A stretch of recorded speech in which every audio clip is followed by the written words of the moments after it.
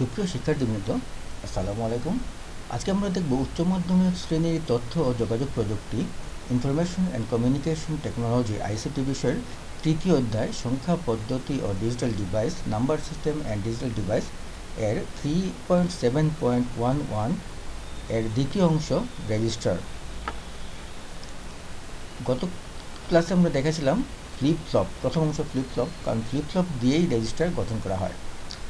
সংজ্ঞা দেখি, রেজিস্টারের সংজ্ঞা হচ্ছে কম্পিউটারের সেন্ট্রাল প্রসেসিং ইউনিট বা সিপিইউ এর অভ্যন্তরে অবস্থিত যে ডিজিটাল ইলেকট্রনিক সার্কিট সিপিইউ এর প্রক্রিয়াকরণের সময় অল্পক্ষণ তথ্য সংরক্ষণের জন্য লজিক গেট দিয়ে তৈরি অনেকগুলো ফ্লিপ ফ্লপ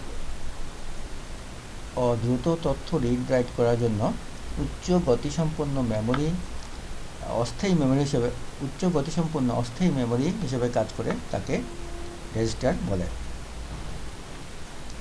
রেজিস্টার হলো কম্পিউটারের প্রসেসর সিপিইউ এর ভেতরে অনেক গতিসম্পন্ন একগুচ্ছ ফ্লিপ ফ্লপ ও লজিক গেটের সমন্বয়ে গঠিত সার্কিট, যা অস্থায়ী মেমোরি হিসেবে কাজ করে। সব ডেটা প্রসেস হওয়ার পূর্বে রেজিস্টারে অস্থায়ীভাবে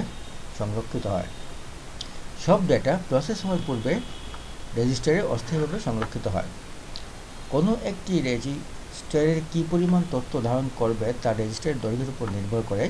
যেমন 8 bit register, 16 bit register, 32 bit register যথাক্রমে 8, 16 ও 32 বিট তথ্য ধারণ করতে পারে। ফলে কম্পিউটারের গতি ও তথ্য প্রক্রিয়াকরণের ক্ষমতা অনেকটা রেজিস্টারের উপর নির্ভর করে। রেজিস্টার প্রধানত দু প্রকার, একটা হচ্ছে প্যারালাল লোড রেজিস্টার বা বাফার রেজিস্টার, একটা হচ্ছে সিরিয়াল লোড রেজিস্টার বা শিফট রেজিস্টার। আমরা প্রথমে দেখব প্যারালাল। এখানে আমরা একটা চিত্র দেখতে পাচ্ছি, এই চিত্রটা হচ্ছে প্যারালাল লোড রেজিস্টারের চিত্র। উপরের চিত্রে 4টি ডিকিউ ফ্লিপ ফ্লপ, 1, 2, 3, 4 এই 4টা ডিকিউ ফ্লিপ ফ্লপ পাশাপাশি বসিয়ে একটি প্যারালাল লোড রেজিস্টার বা বাফার রেজিস্টার সার্কিট তৈরি করা হয়েছে। একই সাথে 4টি ফ্লিপ ফ্লপে প্যারালাল 4টি ক্লক পালস, এখান থেকে এই একটা পাচ্ছে, এই একটা, চারটা ক্লক পালস পাচ্ছে 4টা ফ্লিপ ফ্লপ। একই সাথে 4টি ফ্লিপ ফ্লপ প্যারালাল 4টি ক্লক পালস দেওয়ার কারণে প্রতিটি ফ্লিপ ফ্লপ একটি বিট করে মোট 4টি ফ্লিপ ফ্লপ একই সাথে মোট 4টি বিট তথ্য সংরক্ষণ করতে পারে। যেমন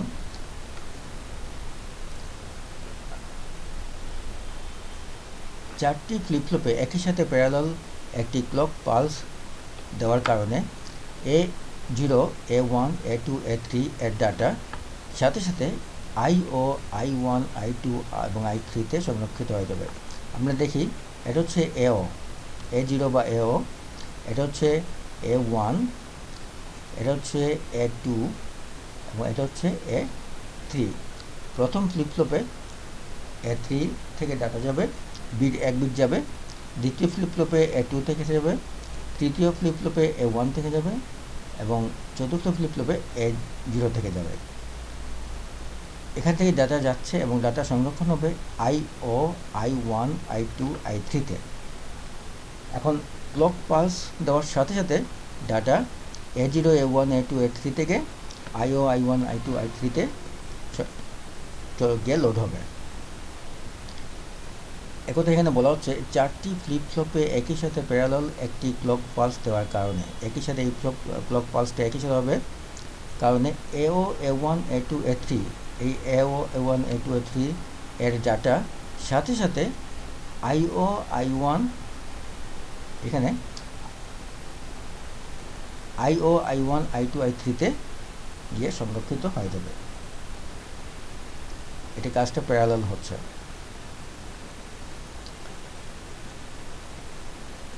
তারপর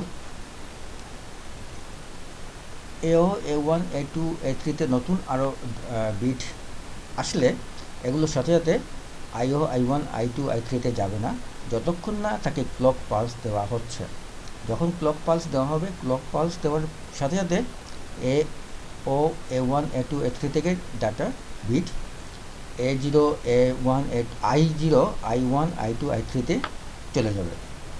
এটি এখানে বলা হচ্ছে। তারপর A0, A1, A2, A3 এর বিটগুলো পরিবর্তিত হলেও, এখানে নতুন আরও সংযোজন হলেও আইও I1 I2 I3-তে তা সংরক্ষিত তথ্যের আগে যে এখানে তথ্যগুলো আসছিল, বিটগুলো আসছিল, এগুলোর কোনো পরিবর্তন হবে না।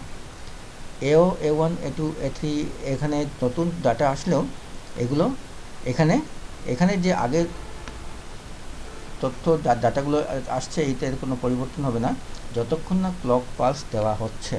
ক্লক পালস দেওয়ার পরে এসে এখান থেকে A1 A2 A3 থেকে ডাটাগুলো আইও I1 I2-তে আসবে।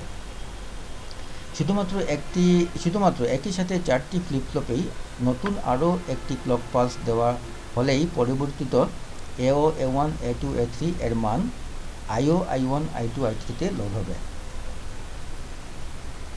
ফ্লিপ ফ্লপের সংখ্যা বাড়িয়ে, যেমন এখানে আছে 4টা, 1 2 3 4টা ফ্লিপ ফ্লপ আছে। আমি যদি আরও বাড়িয়ে দিই ফ্লিপ ফ্লপের সংখ্যা, তাহলে ফ্লিপ ফ্লপের সংখ্যা বাড়িয়ে পুরো 1 বাইট কিংবা কয়েক বাইট তথ্য একসাথে রাখা সম্ভব। তো আমরা দেখলাম কিভাবে ক্লক পালস দিয়ে ফ্লিপ ফ্লপের মাধ্যমে ডাটা এক স্থান থেকে আরেক ফ্লিপ ফ্লপে সংরক্ষণ করা হয়। যে ডিজিটাল ইলেকট্রনিক সার্কিটে প্রতিটি ফ্লিপ ফ্লপে একই সাথে ক্লক পালস দেওয়ার কারণে ইনপুটের ডাটার সাথে সাথে আউটপুটে যে জমা হয় তাকে প্যারালাল লোড রেজিস্টার বা বাফার রেজিস্টার বলে।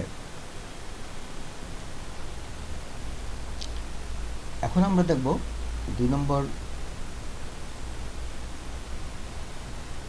রেজিস্টার।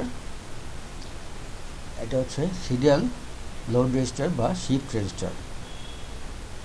যে ডিজিটাল ইলেকট্রনিক সার্কিটে একটি ফ্লিপ ফ্লপের আউটপুট কিউ অন্যটির ইনপুট ডি এর সাথে সংযুক্ত করে প্রতি ক্লক পালসে এক ফ্লিপ ফ্লপের সিগন্যাল পরের ফ্লিপ ফ্লপে পাঠানো যায় তাকে সিরিয়াল লোড রেজিস্টার বা শিফট রেজিস্টার বলে।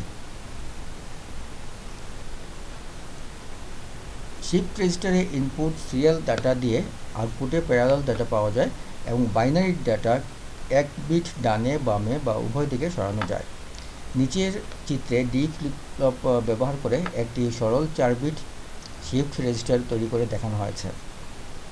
আমরা এখানে দেখতে পাচ্ছি এটা কমন ক্লক পালস দেওয়া হচ্ছে এখান থেকে, এবং ডি কিউ ফ্লিপ ফ্লপ এখানে সিরিয়াল ইনপুট দিয়ে এখানে প্যারালাল আউটপুট পাওয়া যাচ্ছে।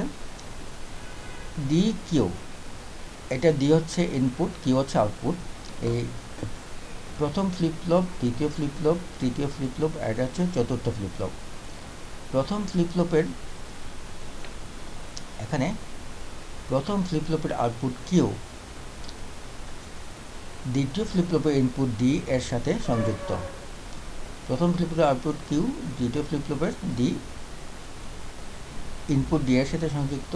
তেমনি দ্বিতীয় ফ্লিপ ফ্লপের আউটপুট কিউ তৃতীয় ফ্লিপ ফ্লপের ইনপুট ডি এর সাথে সংযুক্ত। আবার তৃতীয় ফ্লিপ ফ্লপের আউটপুট কিউ চতুর্থ ফ্লিপ ফ্লপের ইনপুট ডি এর সাথে সংযুক্ত। প্রতিটি ফ্লিপ ফ্লপের সাথে কমন একটি ক্লক পালস সংযুক্ত করা আছে। ডি ইনপুটে দেয়া ডাটাকে একটি ক্লক পালস প্রদান করলে ডাটাটি এক বিট সরে যাবে। শিফট রেজিস্টার কয়েক ধরনের হয়, যেমন শিফট লেফট, শিফট রাইট বা এবং আরেকটা হচ্ছে কন্ট্রোল শিফট।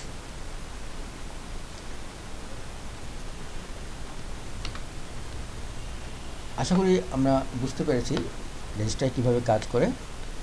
ধন্যবাদ।